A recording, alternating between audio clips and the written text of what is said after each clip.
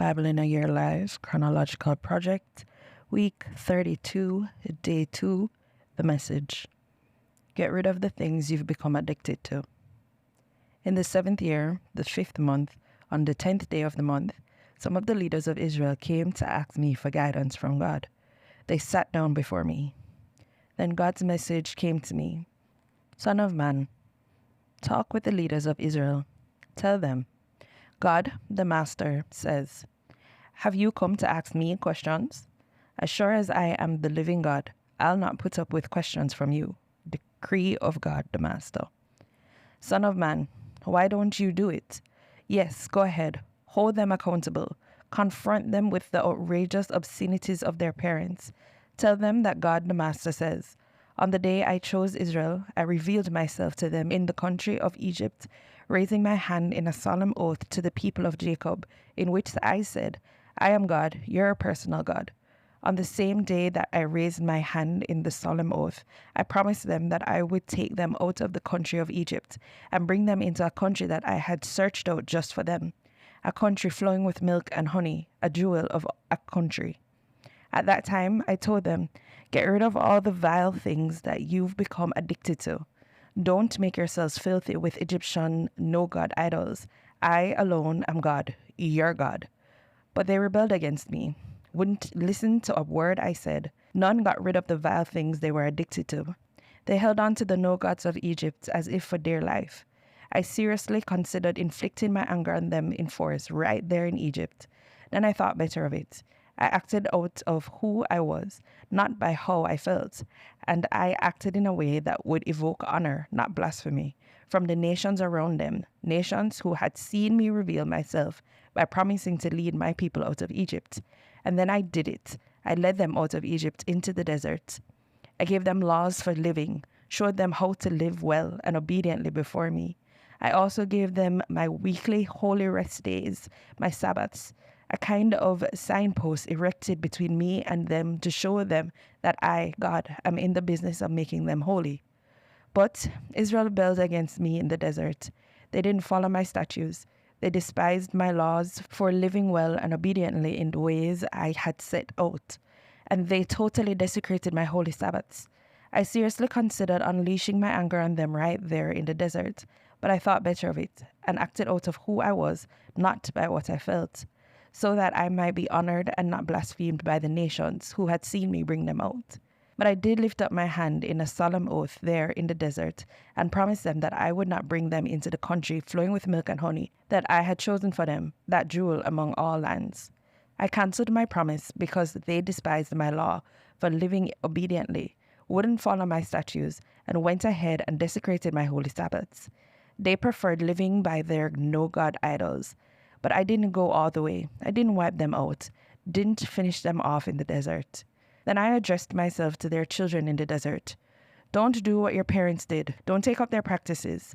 Don't make yourselves filthy with the no-God idols. I, myself, am God, your God. Keep my statutes and live by my laws.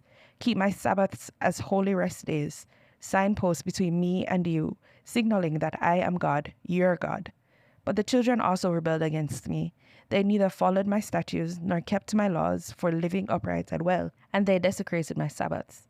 I seriously considered dumping my anger on them, right there in the desert, but I thought better of it and acted out of who I was, not by what I felt, so that I might be honored and not blasphemed by the nations who had seen me bring them out.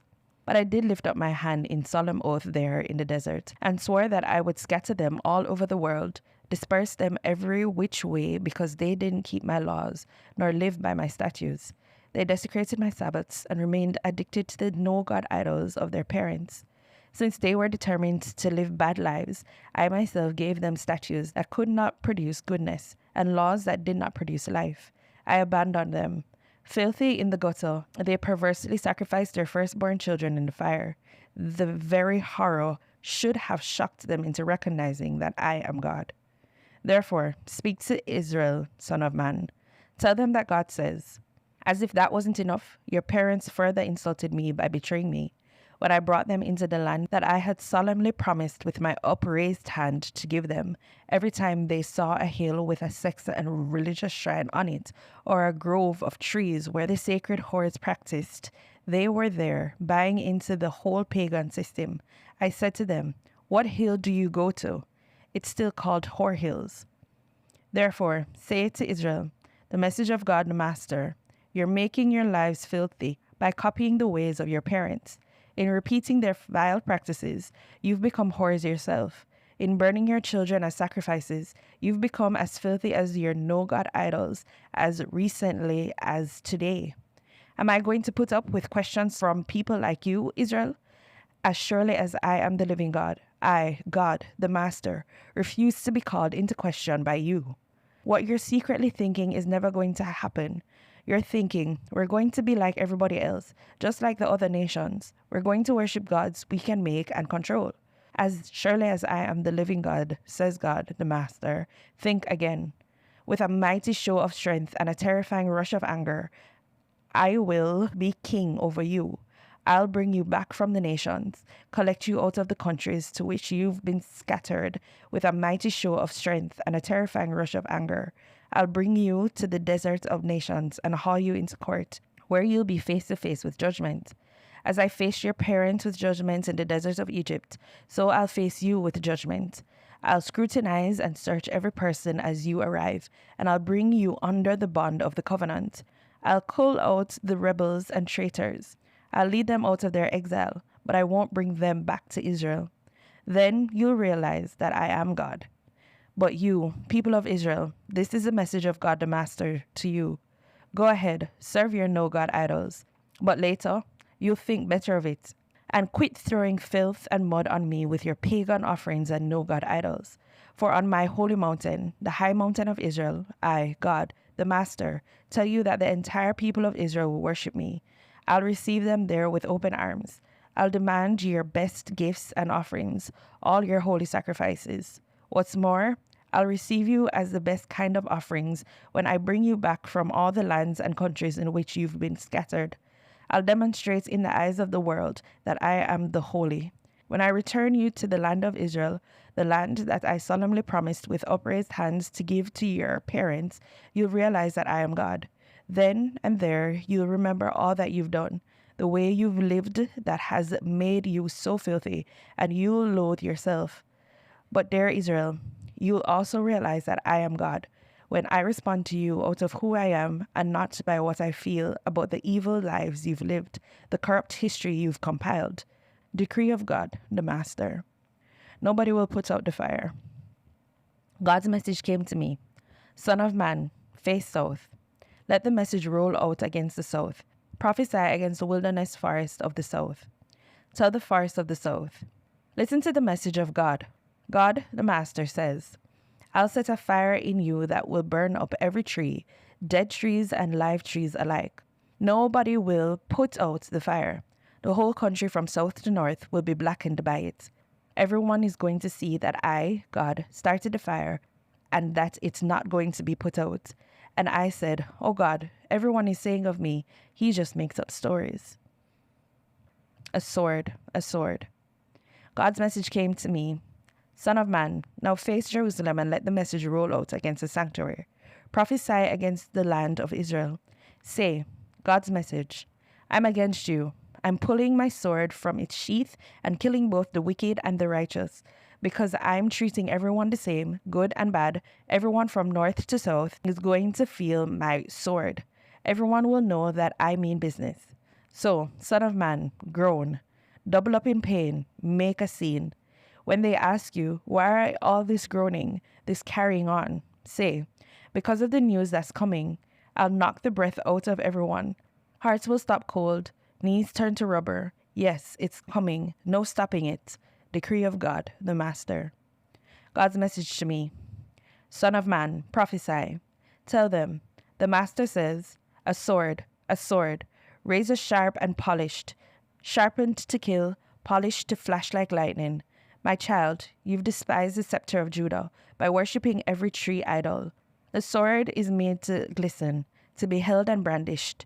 It's sharpened and polished, ready to be brandished by the killer. Yell out and wail, son of man. The sword is against my people. The princes of Israel and my people abandoned to the sword. Wring your hands, tear out your hair. Testing comes. Why have you despised discipline? You can't get around it. Decree of God the Master. So, prophesy, son of man. Clap your hands, get their attention. Tell them that the sword's coming down. Once, twice, 3 times. It's a sword to kill, a sword for a massacre, a sword relentless, a sword inescapable. People collapsing right and left, going down like dominoes. I've stationed a murderous sword at every gate in the city, flashing like lightning, brandished murderously. Cut to the right, thrust to the left, murderous, sharp-edged sword. Then I'll clap my hands, a signal that my anger is spent. I, God, have spoken. God's message came to me. Son of man, lay out 2 roads for the sword of the king of Babylon to take. Start them from the same place. Place a signpost at the beginning of each road. Post one sign to mark the road of the sword to Rabbah of the Amorites. Post the other to mark the road to Judah and Fort Jerusalem. The king of Babylon stands at the fork in the road, and he decides by divination which of the 2 roads to take. He draws straws. He throws God dice. He examines a goat liver. He opens his right hand. The omen says, head for Jerusalem. So he's on his way with the battering rams, roused to kill, sounding the battle cry, pounding down city gates, building siege works. To the Judah leaders, who themselves have sworn oaths, it will seem like a false divination, but he will remind them of their guilt, and so they'll be captured. So this is what God, the Master, says. Because your sin is now out in the open, so everyone can see what you've been doing, you'll be taken captive. O Zedekiah, blasphemous and evil prince of Israel, time's up. It's punishment payday. God says, take your royal crown off your head. No more business as usual. The underdog will be promoted and the top dog will be demoted. Ruins, ruins, ruins. I'll take the whole place into ruins, and ruins it will remain until one comes who has a right to it. Then I'll give it to him. But, son of man, your job is to prophesy. Tell them, this is the message from God, the Master, against the Ammonites and against their cruel taunts. A sword, bared to kill, sharp as a razor, flashing like lightning. Despite false word propaganda circulated in Ammon, the sword will sever Ammonite necks, for whom its punishment's payday. Return the sword to the sheath. I'll judge you in your home country, in the land where you grew up. I'll empty out my wrath on you, breathe hot anger down your neck. I'll give you to vicious men skilled in torture. You'll end up as stove wood. Corpses will litter your land. Not so much as a memory will be left of you. I, God, have said so. The scarecrow of the nations. God's message came to me. Son of man, are you going to judge this bloody city or not? Come now, are you going to judge her? Do it. Face her with all her outrageous obscenities. Tell her, this is what God, the Master, says. You're a city, murderous at the core, just asking for punishment. You're a city obsessed with no-God idols, making yourself filthy. In all your killing, you've piled up guilt. In all your idol-making, you've become filthy. You forced a premature end to your existence. I'll put you on exhibit as the scarecrow of the nations, the world's worst joke. From far and near, they'll deride you as infamous in filth, notorious for chaos. Your leaders, the princes of Israel among you, compete in crime. You're a community that's insolent to parents, abusive to outsiders, oppressive against orphans and widows. You treat my holy things with contempt and desecrate my Sabbaths. You have people spreading lies and spilling blood, flocking to the hills, to the sex shrines, and fornicating unrestrained. Incest is common. Men force themselves on women, regardless of whether they're ready or willing. Sex is now anarchy. Anyone is fair game. Neighbor, daughter-in-law, sister. Murder is for hire. Usury is rampant. Extortion is commonplace. And you've forgotten me, decree of God the Master. Now look, I've clapped my hands, calling everyone's attention to your rapacious greed and your bloody brutalities. Can you stick with it? Will you be able to keep at this once I start dealing with you? I, God, have spoken. I'll put an end to this. I'll throw you to the four winds. I'll scatter you all over the world. I'll put a full stop to your filthy living. You will be defiled, splattered with your own mud in the eyes of the nations, and you'll recognize that I am God.